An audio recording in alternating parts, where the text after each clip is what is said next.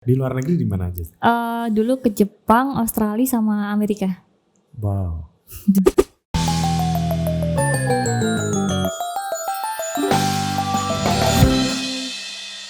Ketemu lagi dengan saya Putut ya, kepala suku Mojo.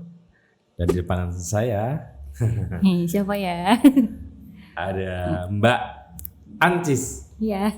Halo Mas Putut. Memang panggilannya Ancis, Encis atau Jeng Encis? Ancis sih dari Ancis. kecil, tapi terus sekarang banyak kenalnya Jeng Ancis. Kenapa kira-kira dipanggil ada jengnya gitu? Jadi aku dulu finalis di Mas Diajeng Sleman. Oh. Terus apa namanya? Kan dipanggilnya Diajeng siapa, terus lama-lama kan kayak banyak yang manggil Jeng Ancis. Terus ya udah aku jadiin sekalian yaudahlah biar orang-orang taunya aku Jeng Ancis aja gitu. Oke, Jeng Ancis ini adalah seorang penari profesional ya? Ya bisa dibilang begitu. Iya. Ada banyak nggak penari profesional di Jogja itu? Sebenarnya banyak sih kalau di Jogja ya. Banyak yang dari sekolah-sekolah, terus ada juga yang dari kampus yang ada jurusan tarinya kan ada juga. Nah itu banyak yang ya akhirnya jadi penari profesional, ada juga yang jadi koreografer. Tapi aku masih penari sih, belum sampai ke koreografer. SMA SMKI. Iya. Kuliah isi seni tari. Iya. Seni tari itu masuknya diisi apa ya? Seni pertunjukan. Iya, seni pertunjukan. Jurusan seni tari gitu. Iya, jurusan seni tari. Berarti kalau SMA-nya saja sudah SMKI, terus masuk perguruan tingginya diisi seni tari, berarti memang bener-bener pengen jadi penari ya? Iya. Gimana tuh ceritanya? Ya dari kecil sih pertama diarahkan sama ibu, karena ibu juga dulu nari. Terus diarahin ke sanggar-sanggar. Tapi basicnya aku itu kan tari kreasi baru. Terus baru belajar tari klasik ya itu setelah masuk SMK. Sempet sih aku nyoba SMA sebulan. Terus gak betah. Terus pindah SMKI. Kenapa gak betah? Karena gak ada lenggak-lenggoknya ya? Karena gak suka sih sama aturannya. Oh kalau di SMKI gak ada aturannya? Lebih longgar? Iya lebih longgar. Yang di SMA itu menurut aku sebagai anak yang gak suka diatur tapi aku tahu batasan. Jadi lebih aduh kok gak enak banget, gini gak boleh gitu gak boleh. Terus waktu itu ketemu kepala sekolahnya SMKI waktu nonton Festival Ramayana. Itu kebetulan temennya ibu. Terus ditanya kok gak jadi neng SMKI, tak tunggu sampai akhir September. Udah besoknya langsung aku ke SMKI tapi belum cabut berkas di SMA. Jadi seminggu nyobain dulu baru pindah. Tadi Anda sebut ada tari kreasi baru ya? Iya. Dan ada tari klasik. Bisa minta tolong dijelasin. Oh ya, jadi tari klasik itu tari yang udah ada pakemnya. Jadi yang mungkin teman-teman tahu tari yang ditariin di keraton. Nah itu termasuk tari klasik. Tari klasik. Ya kalau tari kreasi baru itu tari yang pengembangannya lebih bebas. Tapi sepengetahuan aku masih dalam bingkai tradisi. Jadi misalnya tari A ini ngambilnya dari gerak-gerakannya dari gerak-gerak tari Jogja tapi dikembangkan lagi. Kira-kira kayak gitu. Saya pernah lihat Anda di medsos tuh pernah mengunggah foto bedoyo ya tadi. Iya. Itu saya dengar-dengar itu tarian yang sulit sekali ya. Iya bisa dibilang gitu sih. Apa Mbak kesulitannya menari tari seperti tari bedoyo itu? Karena tari bedoyo itu kan tari kelompok 9 orang. 9 orang. Yang paling susahnya itu menurut aku ketika kita harus bisa menari bersama-sama tapi harus bisa satu rasa, harus bisa sama semua gitu loh. Karena dan itu gerakannya kan pelan banget, bener ya? Iya. Bedoyo itu pelan gitu. Justru pelan gitu itu sulit ya? Ya aku karena udah biasa ya nggak sesusah itu sih. Oh iya pasti ya. Ya itu sih sulitnya karena kan kita setiap penari punya kebiasaan masing-masing. Nah itu yang sulit adalah menyatukan dari 9 kebiasaan itu biar kita bisa jadi satu rasa. Terus gimana caranya kita membuang ego kita ketika misalnya aku biasanya kalau gerakan ini misalnya ambil sampornya hitungan 1, yang lain ada yang hitungan 2. Nah itu kan sulitnya menyeragamkan gerakan itu biar kita bisa jadi satu rasa. Kalau udah satu rasa kan nanti bisa geraknya bareng semua gitu. Kalau Mbak Ancis ini penari keraton ya?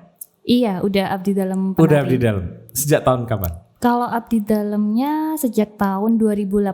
Bisa nggak diceritakan kok bisa jadi abdi dalam? Nah, ini menarik ini. Jarang orang tahu soal abdi dalam gitu, apalagi abdi dalam yang penari gitu. Bisa bagi-bagi cerita lah. Jadi tuh dari kecil aku tuh selalu kepengen belajar tari klasik. Aku bilang ke ibu, Bu aku pengen belajar tari klasik, Bu aku pengen jadi penari keraton. Padahal aku belum pernah sama sekali nonton yang namanya tari klasik. Nggak tahu kenapa, kayak aku pengen belajar tari klasik. Tapi waktu SD cari-cari sanggar itu yang klasikan gitu. Yang aku datengin itu pas baru vakum karena kayaknya tuh setelah gempa. Jadi baru vakum, terus akhirnya baru bisa belajar tari klasik yaitu di SMKI. Terus itu kan latihan di keraton udah lama vakum juga. Nah 2013 itu diadakan lagi. Termasuk tari bedoyo. Tari bedoyo itu biasanya nanti untuk event-event khusus tertentu, gitu iya. Terus baru 2013 dikabarin temennya ibu kalau sekarang udah ada dibuka lagi latihan tari klasik. Ya udah daftar. Terus sering latihan, sering ya syukurlah puji Tuhan sering diajakin pentas. Terus 2018 itu ada kayak pendaftaran abdi dalam. Terus aku daftar tapi ikut yang kloter kedua. Kok tiba-tiba pengen jadi daftar di abdi dalam itu gimana? Karena pengen jadi penari tetap atau gimana sih? Kenapa ya kalau ditanya alasan sih aku bingung juga. Cuman karena memang aku dari dulu karena aku pengen jadi penari keraton itu sih. Dan kalau sudah jadi abdi dalam sekaligus penari akan pasti sering jadi menari di keraton gitu ya? Iya bisa dibilang begitu. Dan aku memang senang sih beraktivitas di dalam karena kan aktivitas kita di dalam tuh nggak cuman sekedar nari tapi ada juga tugas-tugas lainnya. Apa tuh kalau boleh diceritakan? Gini, jadi yang penari itu kita masuk di Kawadanan Hageng Krido Martowo. Itu kayak divisi-divisi apa gitu loh. Itu di bidang kalau nggak salah yang tentang kesenian-kesenian. Nah itu ada golongannya lagi banyak, ada yang Bangrawet, ada yang Dalang, ada Matoyo. Nah Matoyo ini penari. Matoyo penari. Nah terus seiring berjalannya waktu itu kami tugasnya nggak hanya nari tapi ada juga beberapa tim riset itu ada. Terus kalau aku ikut tim medsos tapi yang medsosnya Krido. Jadi yang kita kalau misalnya bikin foto, video, terus trailer buat yang tari-tarian itu nanti dari situ kerjasama sama Tepas Tondoyakti. Tondoyakti itu yang IT-nya Keraton, yang IG-nya Keraton Jogja sama Twitter itu. Yang kemarin sempat viral itu ya, fotonya diambil, fotonya atau videonya ya? Yang mana? Yang di Keraton itu. Ya sempat komen, iya. Ini sulit loh bikinnya, narinya atau bikinnya tuh yang sulit tuh? Ya semuanya sih. Semuanya. Ya karena ya memang nggak semua orang tahu gitu loh sumbernya tuh dari mana. Sebenarnya nggak masalah sih, aku cuman ngasih tahu aja ini tuh sumbernya dari Keraton Jogja. Terus ya karena kita bikinnya kan juga ada effortnya, kita nari siang-siang terus editing segala macam. Gitu. Kalau di keraton sendiri ya Mbak, itu reguler menari itu berapa kali dalam seminggu atau sebulan, itu ada nggak sih? Ada. Kalau biasanya hari Minggu itu dipakai buat gladi, latihan bersama. Itu siapapun boleh ikut. Itu nanti sistemnya bukan diajarin per gerakan misalnya 1, 2 itu enggak. Jadi kita penari bersama-sama. Jadi memang kalau mau ikut gladi di keraton itu harus punya basic tari klasik dulu. Oke, itu kalau latihan. Iya. Kalau pentas di keraton, menari di keraton gitu, secara resmi gitu, ada nggak waktunya 2 minggu sekali, sebulan sekali, atau pas acara-acara tertentu? Nggak mesti sih ya, Nggak itu mesti. acara-acara tertentu. Sama yang reguler sih ada Uyon-uyon Hadiluhung. Setiap malam Selasa lagi. Tapi itu kan gantian. Jadi tari kadang kakung, putri, dan yang nari juga kita bergantian juga. Karena kan penarinya banyak dan disesuaikan dengan kebutuhannya juga, tari berapa orang gitu. Kalau menari di keraton dengan menari di luar gitu ya, di acara yang non keraton lah sebutlah begitu, ada prosesi tertentu yang berbeda nggak? Prosesi tertentu mungkin tergantung event juga ya. Kayak kemarin itu ada Bedoyo Sumrak waktu untuk tinggalan Jumenengan Dalem. Nah itu beda sama misalnya kita nari Bedoyo di luar, walaupun sama-sama dari keraton, karena itu kan untuk ritual. Oh iya. Jadi lebih mistis gitu ya sebagai pelakunya. aku kebetulan kemarin nggak ikut sih, tapi pernah kan yang ritual gitu. Udah kok lupa ya, saking seringnya. Cuman kemarin ada lakunya sendiri. Jadi teman-teman yang terlibat itu setiap otonnya puasa mutih. Itu maksud saya, berarti ada ya prosesi kayak gitu ya? Ada. Puasa mutih, terus yang karawitan yang nabuh itu juga. Sama aku lupa berapa hari sebelum pementasan itu juga puasa mutih bersama-sama gitu. Mbak, di keraton sendiri itu ada berapa jenis tari? Tergantung kategorisasinya juga sih. Jadi ada tari kakung sama tari putri. Tari kakung itu terbagi lagi jadi dua. Yang tari karakternya gagah sama karakternya alus. Karakter gagah itu apa misalnya? Aku ambil contoh di wayang aja ya, yang gampang. Kalau wayang itu misalnya kayak Werkudara, Bimo, sama itu Werkudara Bimo. Iya, Werkudara, terus Gatot Kaca, terus Kurawa itu karakternya gagah. Iya.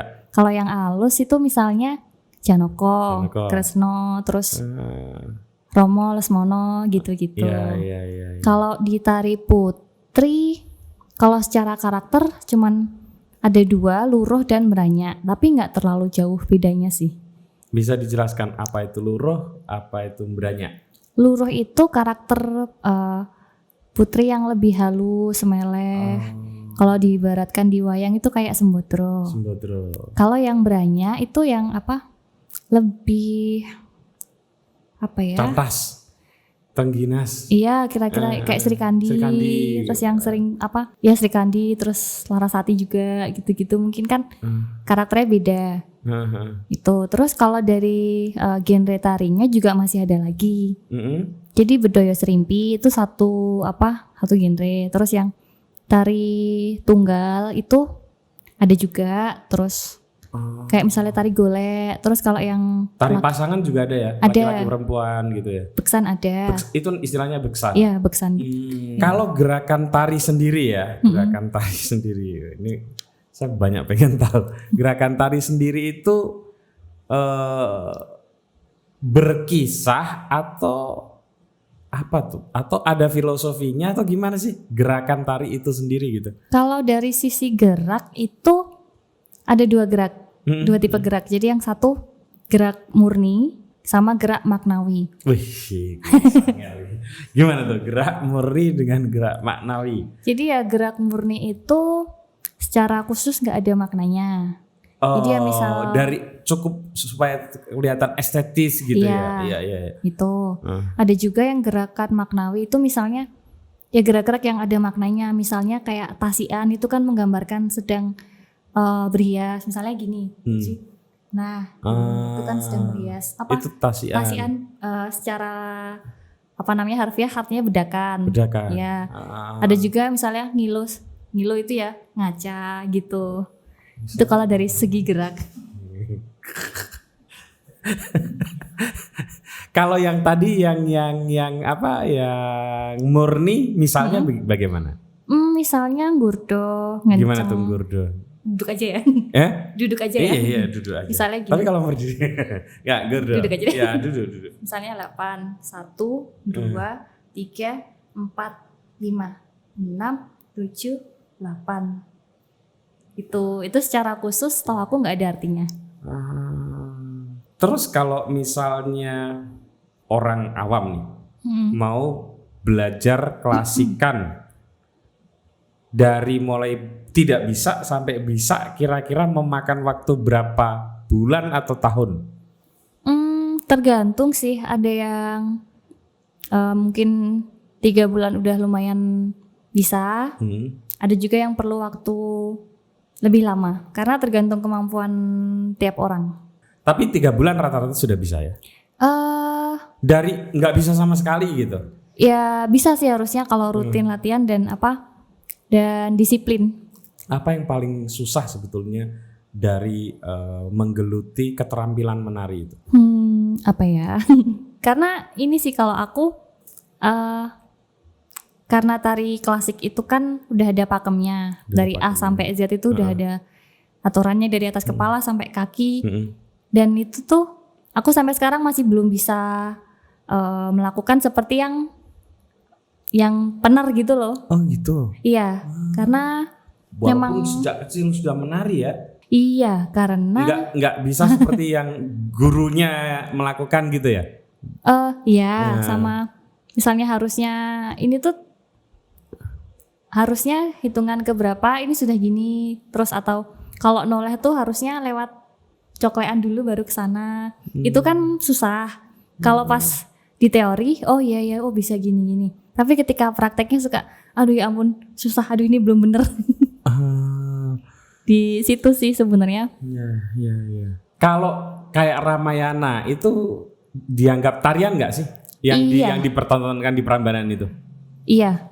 Tarian kreasi baru ya? Bukan, kalau itu sendera tari. Sendera tari, artinya tarian yang ada ceritanya gitu. Iya. Di keraton ada juga nggak itu?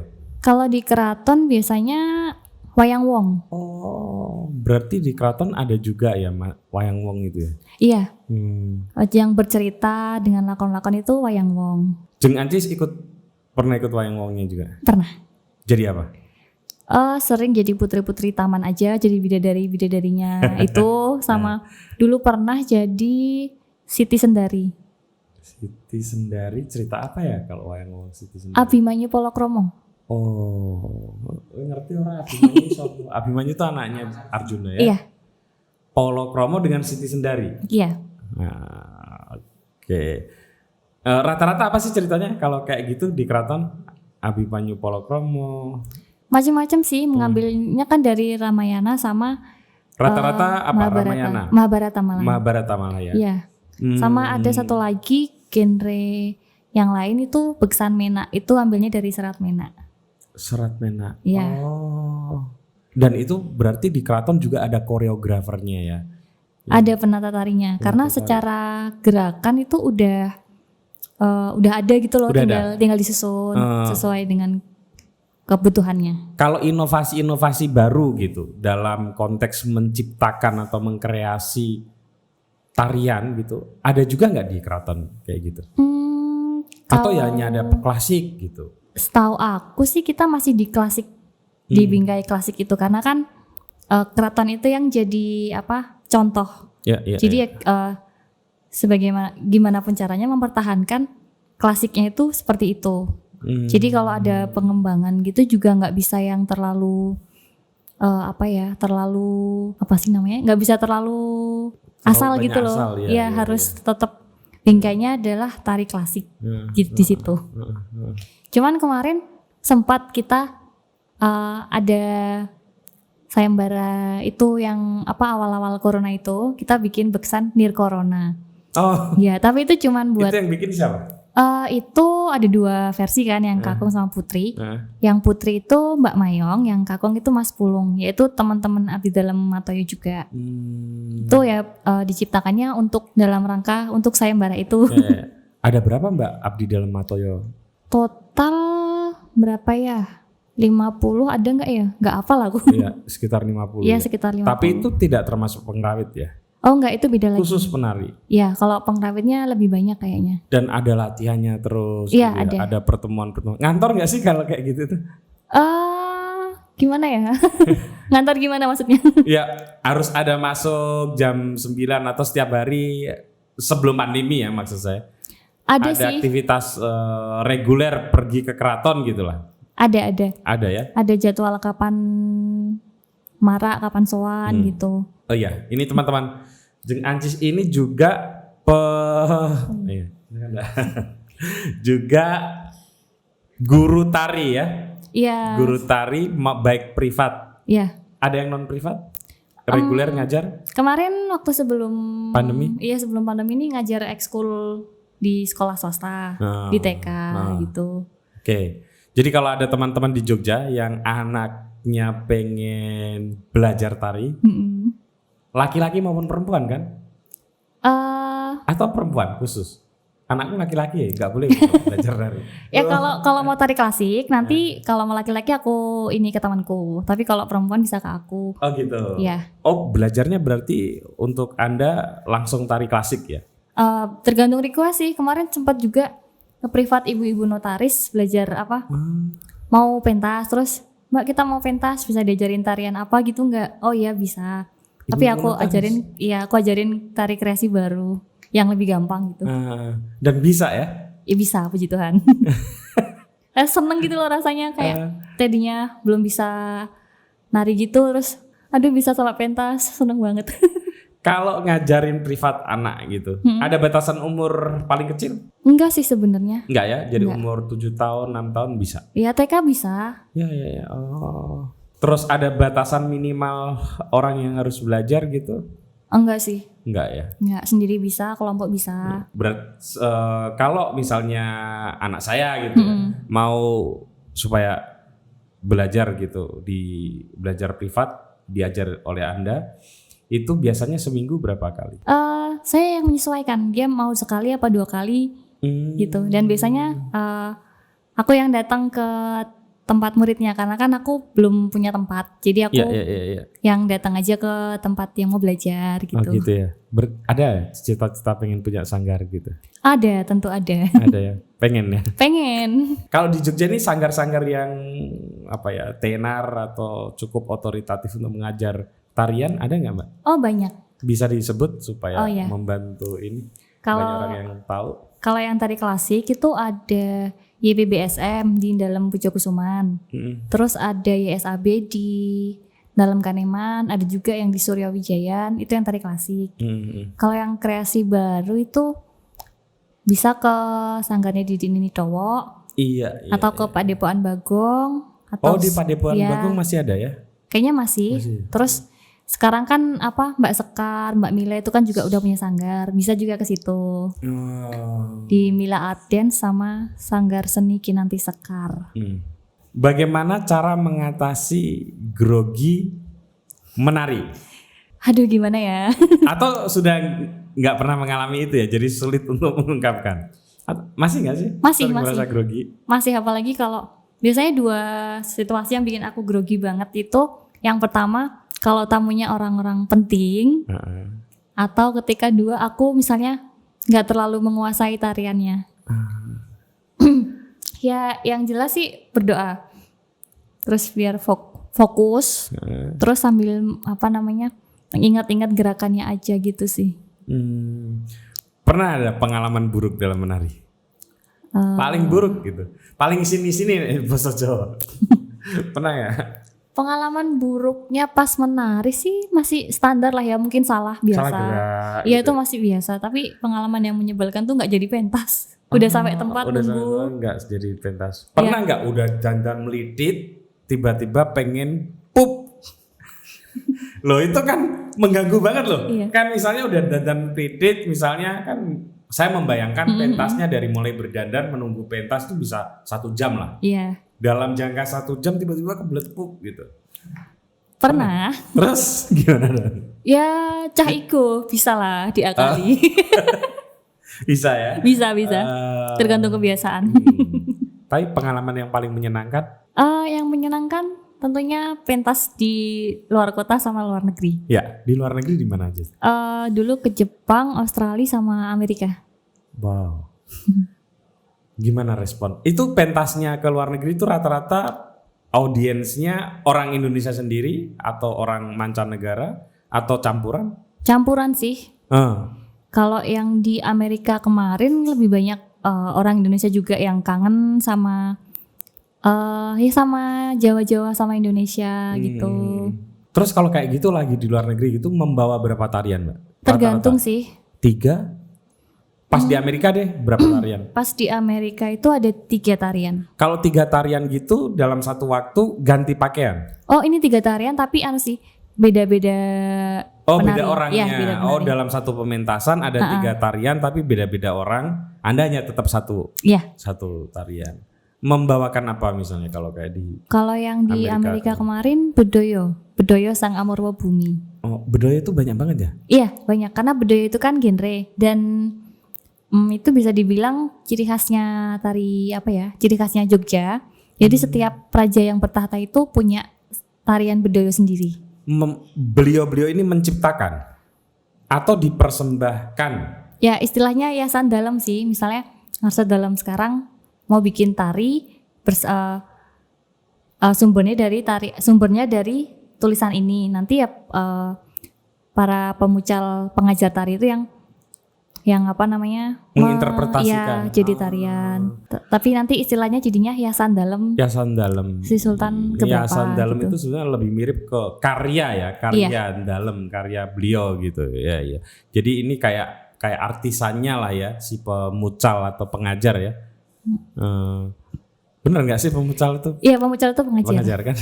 Sultan yang sekarang Ngarso Dalam sekarang ini sudah ada hiasan tariannya. Oh ada. Berapa Mbak? Yang aku tahu ada 3 yaitu Bedoyo Sang Amurwa Bumi. Oh itu yang dibawa ke Amerika itu. Terus Bedoyo Arjuna Wiwoho sama yang terbaru itu Bedoyo Tirto Hayuningrat.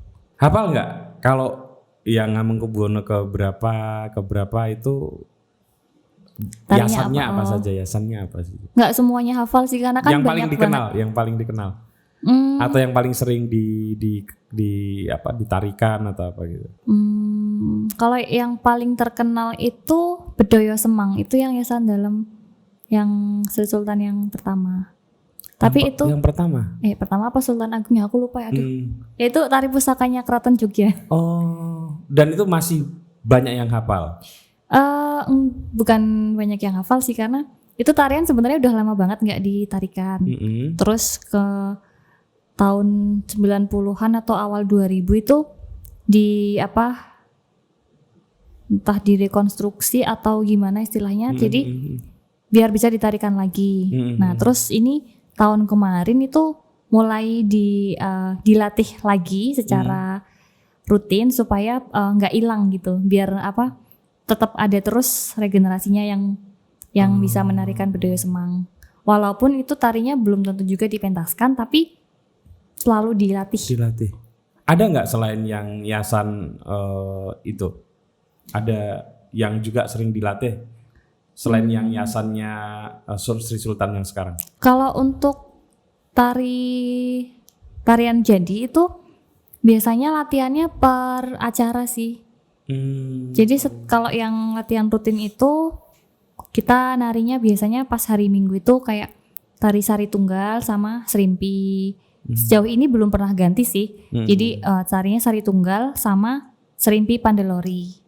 Itu yang ditarikan tiap minggu. Tapi kalau tari-tari yang lain itu biasanya tergantung event. Nah, kalau di tarian ada nggak sih bedanya antara tarian khas Keraton Solo dengan Jogja? Oh, ada banget. Gimana tuh? Bisa diceritakan? Karena dari deknya itu udah beda. Dek itu berdiri. Posisi ya. Gimana? Kalau Solo gimana? Kalau Jogja gimana? Kalau Jogja itu geraknya cenderung lebih tegas.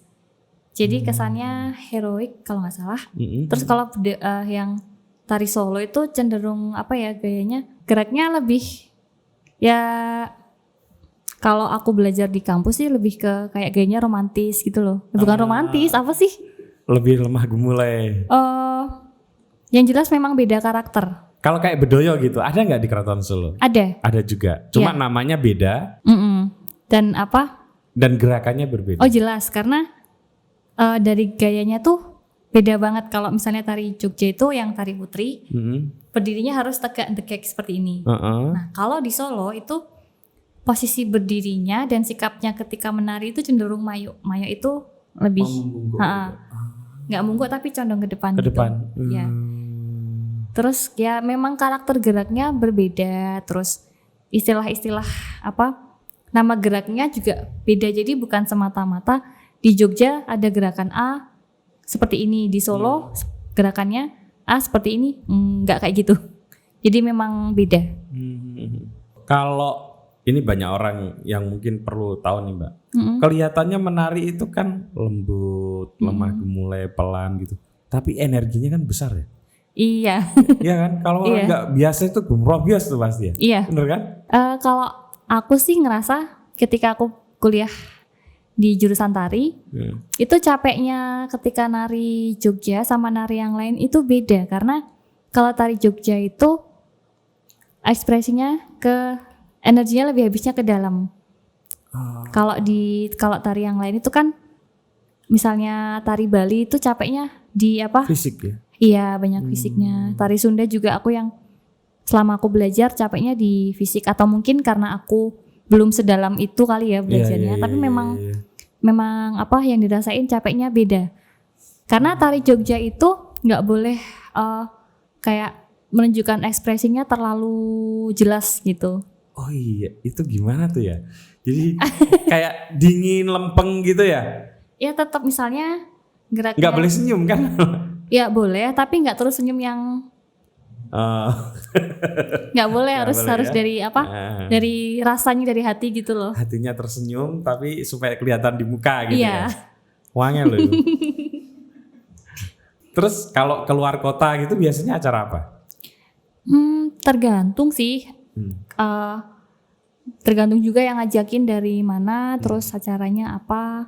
Biasanya dinas gitu ya? Iya dinas, iya pernah. Terus kalau enggak dari keraton tuh beberapa tahun belakangan ada namanya muhibah. Oh, ya, jadi keraton-keraton yang lain gitu ya? Belum tentu keraton juga sih. Kemarin ke Purworejo, terus ada juga yang ke mana ya? Ponorogo. Intinya apa kayaknya gitu. Memperkenalkan ini loh tari keraton gitu ya? Muhibah itu? Ya kira-kira seperti itu. Iya. Kalau di Jogja sendiri Mbak Anjis kan berarti sudah menekuni di atas 20 tahun ya? Enggak sih, aku anggap aja dari 2010. Oke, ya tetap sudah 10 tahun. Oh iya. Perkembangan tari itu sendiri di Jogja itu makin menarik atau makin melempem? Aku bisa bilang sebenarnya makin menarik sih. Makin menarik ya? Iya. Dan semakin kesini tuh minat masyarakat terhadap tari klasik itu sekarang baru banyak-banyaknya gitu loh. Kayak mungkin karena dulu keterbatasan akses juga mungkin ya. Karena sekarang kan keraton udah punya web sendiri, udah ada YouTube-nya, udah ada akun-akun medsosnya. Jadi orang-orang itu bisa tahu, oh apa sih yang ada di keraton, oh ada acara apa, oh ada tari apa, kayak gitu-gitu. Di sini ada nggak sih yang kayak di Solo gitu? Dulu saya waktu awal-awal kuliah itu salah satu hobi saya ini mungkin banyak temen yang nggak tahu. Itu saya pergi ke Solo. Oh iya. Itu di kayak Bentara Budayanya Solo, bukan Bentara Budaya sih, apa ya di sana? Budaya. Taman Budaya, betul. Itu kan ada pendopo. Itu kalau sore banyak sekali orang latihan nari. Dan saya nonton, saya menikmati orang berlatih menari. Dari situ saya tahu, wih capek itu. Kalau di Jogja ada nggak tempat kayak gitu yang bisa diakses oleh publik untuk menonton orang latihan gitu? Kok aku belum tahu ya. Belum tahu ya? Iya, karena mungkin biasanya kalau pada latihan di tempatnya sendiri-sendiri, misalnya di sanggar apa atau kalau nggak di rumahnya siapa gitu.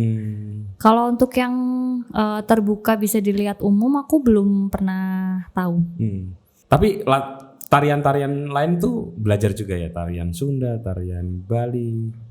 Ya belajar pas di kampus sih. Pas di kampus. Tapi ada keinginan untuk belajar, cuman memang belum terlaksana. Yang paling menarik menurut Anda yang pengen belajar itu sebenarnya tarian daerah mana? Tari Bali sama tari gaya Mangkunegaran. Mangkunegaran itu Solo? Iya Solo tapi bukan yang Kasunanan. Itu beda lagi? Beda, jadi Jogja dan Solo itu istilahnya catur sagotro. Catur sagotro, Nah, oke. Dan itu tarinya pun beda-beda? Iya. Termasuk di Jogja, Kasultanan dengan Pakualaman beda? Beda. Oh, Beda.